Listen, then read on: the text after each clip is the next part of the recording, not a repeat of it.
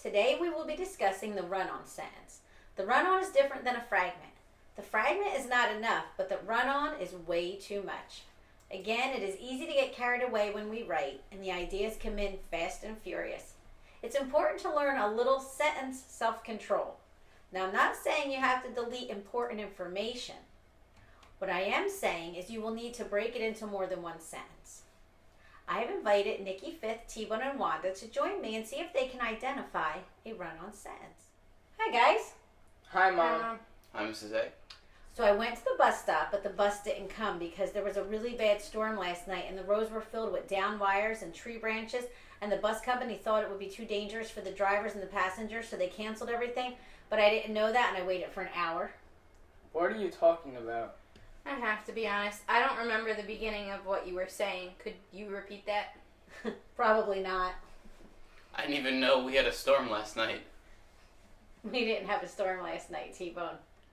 Then why didn't the bus show up? Wait a minute, was that an example of what not to do? At least I hope so. You got it. Today we're discussing run-on sentences. They are sentences that provide too much information for one sentence. They are too long and often become very confusing for the reader. So, should we throw them out?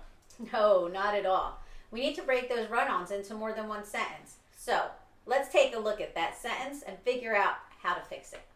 I went to the bus stop, but the bus didn't come because there was a really bad storm last night and the roads were filled with down wires and tree branches, and the bus company thought it would be too dangerous for the drivers and the passengers, so they canceled everything, but I didn't know that and I waited for an hour.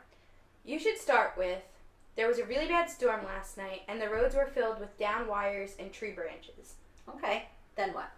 I went to the bus stop and waited for an hour. Good, keep going. How about the bus didn't come because the bus company canceled everything. They thought it was too dangerous for the drivers and passengers. Fantastic. You could even change they thought it was too dangerous to they thought the conditions were too dangerous. Good one, Mrs. A. Oh, thanks, T-Bone. As you can see, a run-on sentence is a sentence, but it's too much. When you feel like your sentence is going on too long, it's time to start breaking it into more than one sentence. The best way to identify a run-on is the same way you identify a fragment. Read it and listen to it.